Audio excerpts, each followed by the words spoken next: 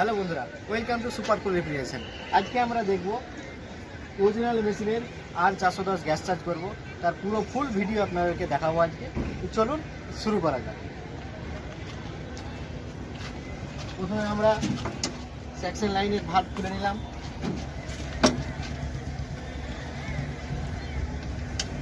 এটা gas leakage হয়ে গেছিল, আমরা রিপেয়ারিং করা হয়েছে। রিপেয়ারিং করে আজকে আপনাদেরকে গেজ মিটার লাগিয়ে নিলাম।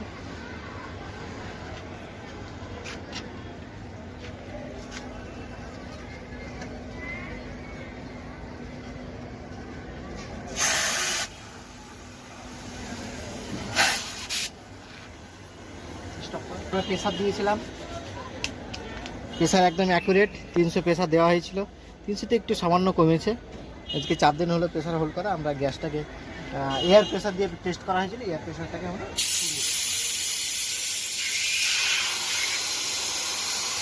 স্টার্ট, প্রেসার আমাদের রিলিজ হয়ে গেছে।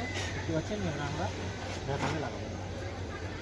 ভ্যাকুম করার সময় আপনারা সবসময় দেখে নেবেন আপনাদের চার্জিং পাইপের রবারগুলো যেমন নতুন হয়ে থাকে। যদি পাইপ পুরনো থাকে তাহলে ভ্যাকুমটা ঠিকঠাকভাবে প্রপার ভ্যাকুম হবে না।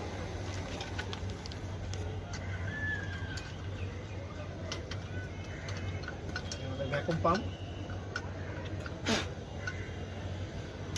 অন করে দিলাম, ভ্যাকুম হচ্ছে, দেখতে পাচ্ছেন ভ্যাকুম শুরু হয়ে গেল। এখন আমরা আধা ঘন্টা ভ্যাকুম করবো, এরপর আমরা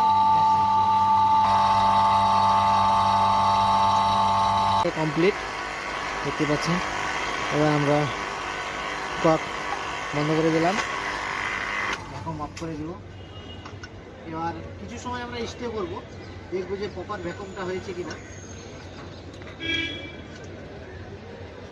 আমাদের ভ্যাকুম -30 থেকে একটু কম হয়েছে আর কি, যেহেতু আমার চার্জিং পাইপের রবারটা নষ্ট হয়ে গেছে। তাই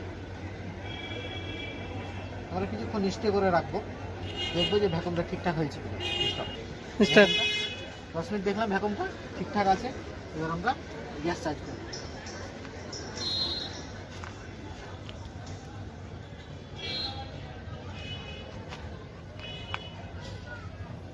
সিলিন্ডারে চার্জিং পাইপ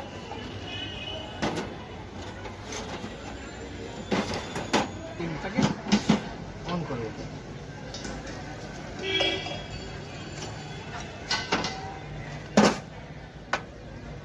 সিলিন্ডার আমরা উল্টে দিয়েছি।